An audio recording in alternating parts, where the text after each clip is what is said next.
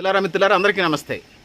సకల కుల జనగణన ఇంతకుముందు జరిగినాయి. తెలంగాణ రాష్ట్రంతో పాటుగా తమిళనాడు, బీహార్లో సకల కుల జనగణన జరిగినాయి. తెలంగాణలో మళ్ళీ ఎన్యూమరేటర్స్ మళ్ళీ వచ్చి స్టార్ట్ చేశారు. దీనికంటే ముందు ఏదైతే ఉన్నదో దీనికంటే ముందే 19,000 మంది దాకా ఇప్పటికీ ఇది చేసుకున్న పరిస్థితి మనం చూస్తూ ఉన్నాం. 19,000 మంది ఎన్రోల్మెంట్ చేసుకున్నారు. దేని నుంచి సెల్ ఫోన్ నుంచి 19,000 మంది మా ఖమ్మం మున్సిపాలిటీలోనే ఎన్రోల్మెంట్ చేసుకున్నారు. ఎన్యూమరేటర్లతో అవసరం లేకుండా అది కంప్లీట్ అయినట్టే లెక్క. వీళ్ళకి బయట వాళ్ళకి లెక్కలు చెప్పాల్సిన అవసరం లేదనేది ఇది ప్రభుత్వం మొన్నటిదాకానే ఇచ్చింది. ఇది జనవరి దాకా, ఫిబ్రవరి నుంచి మళ్ళీ రీస్టార్ట్ అవుతుంది. కాబట్టి కంటిన్యూస్గా సొంతం చేసుకునేవాళ్ళు చేసుకోగలిగిన వాళ్ళు ఎవరైనా ఉంటే ఖచ్చితంగా సకల కుల జనగణనకు సంబంధించి ఆ విధంగా అవకాశం కల్పించాలనేది ఈ సందర్భంగా తెలియజేసుకుంటా ఉన్నాను.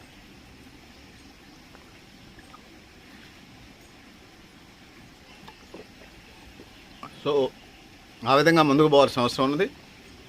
ఖమ్మం మున్సిపల్ కార్పొరేషన్లోనే 19,000 మంది ఎన్రోల్మెంట్ చేసుకున్నారు. సో ఇప్పటికే ఎన్యూమరేటర్స్కి సంబంధించి షెడ్యూల్ ఇచ్చారు. షెడ్యూల్ ఇచ్చినటువంటి క్రమంలో ఏదైతే ఉన్నదో ఇప్పుడు ఇంటి నెంబర్లు వేస్తూ ఉన్నారు. ఒక్కొక్క ఎన్యూమరేటర్కి సంబంధించి సుమారుగా 200 మినిమం 200 నుంచి 250 ఇళ్ళు ఇచ్చారు. కొంతమంది ఇందులో సిక్ అయిన వాళ్ళు, తిరగలేనటువంటి వాళ్ళు ఉన్నటువంటి వాళ్ళకి రిలీవ్ చేసి కొత్త వాళ్ళకి అలాట్మెంట్ చేస్తున్నారు. అందరూ కూడా ప్రభుత్వానికి సంబంధించిన వాళ్ళు. ఏమైనా తేడా వస్తే వాళ్ళ మీద చర్యలు తీసుకోవడానికి కేంద్ర ప్రభుత్వ రంగ రాష్ట్ర ప్రభుత్వం, కేంద్ర ప్రభుత్వ ఉద్యోగులనే ఎన్యూమరేటర్లుగా పెట్టి అటు టీచర్లు, లెక్చరర్సు, మున్సిపల్, రెవెన్యూ వివిధ రంగాల ఎంప్లాయీస్ని ఇందులో భాగంగా చేసినటువంటి పరిస్థితి మనం చూస్తూ ఉన్నాం. సో ఆ విధంగా ముందుకు పోవాల్సిన అవసరం ఉంది. అయితే ఇందులో సకల కుల జనగణన చేయటం వల్ల కులాల్లో వెనకబాటుతనం అర్థమవుతుంది. కులాల్లో ఉన్నటువంటి వెనకబాటుతనం అర్థమవుతుంది. సో డెడికేషన్ కమిటీకి సంబంధించి వచ్చినప్పుడు ఈ డెడికేషన్ కమిటీ ఏదైతే ఉన్నదో ఈ డెడికేషన్ కమిటీకి సంబంధించి వచ్చినప్పుడు రాజకీయ వెనకబాటుతనం, విద్యా ఉపాధి రంగాల్లో, విద్యా ఉద్యోగ రంగాల్లో వెనకబాటుతనానికి సంబంధించినటువంటి అంశాలు అర్థమవుతాయి. అందుకోసం ఈ సకల కుల జనగణన చేయాల్సిందే. అదేవిధంగా ఏదైతే ఉన్నదో డెడికేషన్ కమిటీ సిఫార్సులు కూడా అమలు చేయాల్సిన అవసరం ఉన్నది. సో ఇప్పటిదాకా కేంద్ర ప్రభుత్వం బడ్జెట్ లక్షల కోట్ల రూపాయలు, బిలియన్ డాలర్ల రూపాయలు, ట్రిలియన్ డాలర్ల రూపాయలు బూడిదలో పోసిన పన్నీర్లాగా, బురదగుంటలో పోసిన నీళ్ళలాగా, గోదావరిలో కొట్టుకుపోయిన నీళ్ళలాగా, నదిలో కలిసిన నీళ్ళలాగా, సముద్రంలో కలిసిన నీళ్ళలాగా అయిపోయింది ఇప్పటిదాకా అలాట్మెంట్ చేసినటువంటి నిధులు. అందుకోసం ఈ సందర్భంగా మేము ఏం చెప్తున్నామయ్యా అంటే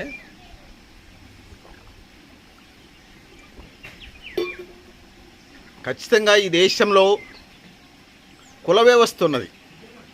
కోటి కులాంతర వివాహాలు జరిగిన రెండో తరానికి వచ్చినప్పుడు మళ్ళీ ఎవరి కులం తండ్రి, భర్త ఆధిపత్యం ఉంటే భర్త వైపు, భార్య ఆధిపత్యం ఉంటే భార్య వైపు పెళ్లి సంబంధాలు కలుపుకుంటున్న పరిస్థితి మనం చూస్తూ ఉన్నాం. సో సోదరులారా, సోదరీమణులారా, అందుకోసం నేనేమంటున్నానంటే ఈ వ్యవస్థకు సంబంధించి కుల వ్యవస్థ ఉన్నది, సామాజిక న్యాయం చేయండి, ఆర్థిక సమానత్వం తీసుకురండి అని చెప్తా ఉన్నాం. అందుకోసం కుల జనగణన చేయడం దేశ బడ్జెట్ అలాట్మెంట్స్కి అవకాశం ఉంటుంది.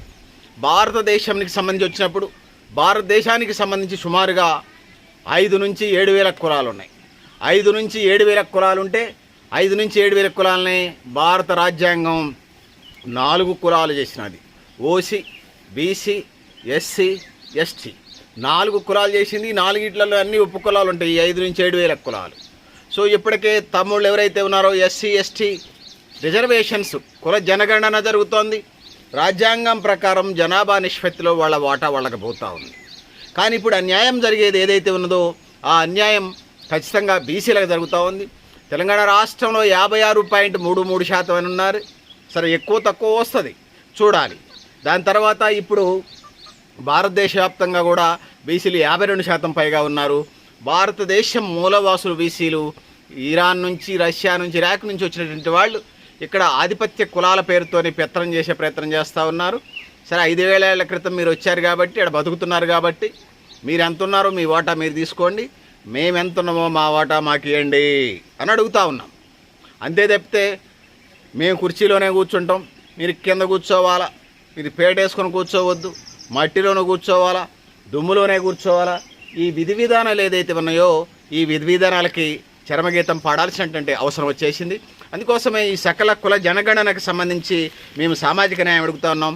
అందుకోసం బీసీ సమాజం యావత్తు తినడానికి తిండి, ఉండడానికి ఇల్లు, కట్టుకోవడానికి బట్ట, విద్య, వైద్యం, ఉపాధి, సమాన అవకాశాల సమాజం కోసం స్కిల్ డెవలప్మెంట్ ప్రోగ్రామ్స్, భూమి పంపిణీ, సామాజిక న్యాయం, దాంతోపాటు సాగునీరు, త్రాగునీరు, పెన్షన్లు, దాంతోపాటు పేదలకి ఇళ్ళ స్థలాలు, డబుల్ బెడ్రూమ్ ఇళ్ళు కట్టించి ఇవ్వటం, దాంతోపాటు ఇన్సూరెన్సు, లేబర్ ఇన్సూరెన్సు, ఆరోగ్యశ్రీ పథకాలు, ఇట్లా ఏదైతే ఉన్నదో అన్నీ అందించాల్సినటువంటి అవసరం ఆ విధంగా ఉంది. ఫ్రీ బస్తో సహా ఇవ్వాల్సినటువంటి అవసరం ఉన్నది. ఆ విధంగా ముందుకు పోవాల్సిన అవసరం ఉందనేది ఈ సందర్భంగా తెలియజేసుకుంటా ఉన్నాను.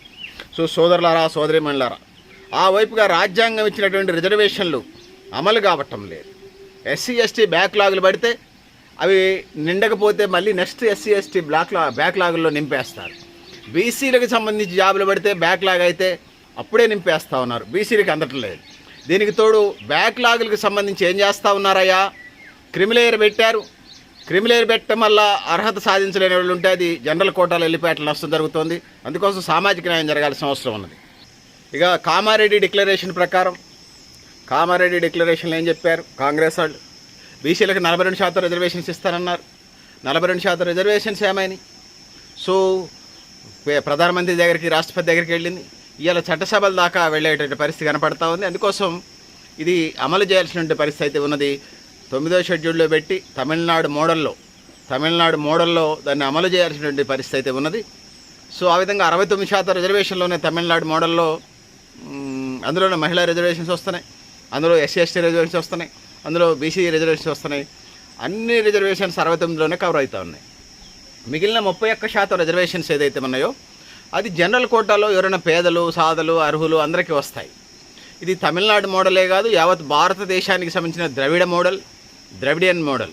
అక్కడ ఉన్నటువంటి డిఎంకే, అన్నా డిఎంకే పార్టీలు ఉంటాయా, కాలగర్భంలో కలిసిపోతే తర్వాత సంగతి. ఎందుకంటే ఈ రాజకీయ పార్టీ లేకముందు కూడా బానిస వ్యవస్థ ఉండేది.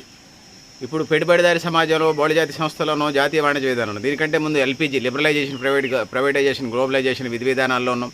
దానికంటే ముందు టూరిజంలో ఉన్నాం, దానికంటే ముందు క్యాపిటలిజం, సోషలిజంలో ఉన్నాం, దానికంటే ముందు భూస్వామ్య వ్యవస్థలో ఉన్నాం, దానికంటే ముందు ఆదిమ సమాజంలో ఉన్నాం, దానికంటే ముందు బానిస సమాజంలో ఉన్నాం, బానిస సమాజం కంటే ముందు ఆదిమ సమాజంలో ఉన్నాం. అప్పుడు కూడా తిరుగుబాట్లు జరిగినాయి. సో అందుకోసం ప్రజలు వాళ్ళకి నచ్చినటువంటి విధి విధానాలు అనుకుంటారు. అందుబాటులో ఉన్న నాయకుడు ఒక వ్యవస్థ పనిచేసినప్పుడు ఆ విధంగా ఉపయోగం జరుగుతుంది. మేము అందుకోసం స్పష్టంగా చెప్తున్నాం, బీసీలకు సంబంధించి కట్ ఆఫ్ 50% తీసేయాలి రిజర్వేషన్. కేసీఆర్ తెలంగాణ రాష్ట్రంలో పెట్టి ఉరితాడులాగా తయారు చేశాడు. బీసీ రిజర్వేషన్స్ ఎలా చేయాలంటే విద్యా ఉద్యోగాల్లో BCA, BCB, BCC, BCD, BCE ఉపకులాలకు ఇచ్చినాడే సామాజిక న్యాయం జరుగుతుంది. ఇప్పుడేదో ఇచ్చి అందరికి బీసీలే గెలిచారంటే కాదు. బీసీలు అడ్వాన్స్ బీసీ కులాలు కొట్టకపోతే అది బీసీ రిజర్వేషన్ కిందకి రాబోదు.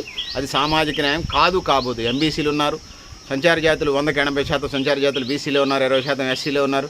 వీళ్ళందరికీ అందాలంటే ఖచ్చితంగా ఏబిసిడి ఈ వర్గీకరణ జరిగి వాళ్ళ వాటాలు వాళ్ళకి పోయినాడు. అది సామాజిక న్యాయం తప్ప మరొకటి కాదు. సో పెద్దలారా, మిత్రులారా, మీరు కూడా మీ అభిప్రాయాన్ని కామెంట్ బాక్స్ రాయడం తెలియజేస్తూ నేను గరిడేపల్లి సత్యనారాయణ, న్యూ లక్ష్య ఆర్గనైజేషన్. థ్యాంక్ యూ ఉండాలి పెద్దలారా.